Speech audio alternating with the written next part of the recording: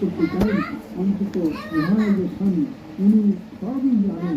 জানি এবার যদি রকম অপমান করছে বলছি আমি ইচ্ছে করছে না গিয়ে ওর কানটা বলে তা আমাদের মা কি খাও? মাম খাও, মাম খাও, তা আপনারা মাম খাও, মাম মাম খাও, এই খাও, পালোয়ান খাও, পুরী দেশ থেকে এখানে এসেছে খাও, খাও, মাম খাও। কুস্তি লড়ার জন্য।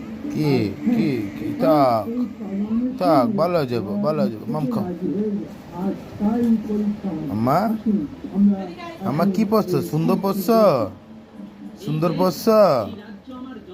সুন্দর। সম্মান বজায় রাখতে আমি লড়াইতে রাজি হই। কিন্তু কুস্তি শুরুর আগে আমি দেশের মাটিতে একবার প্রণাম করতে চাই।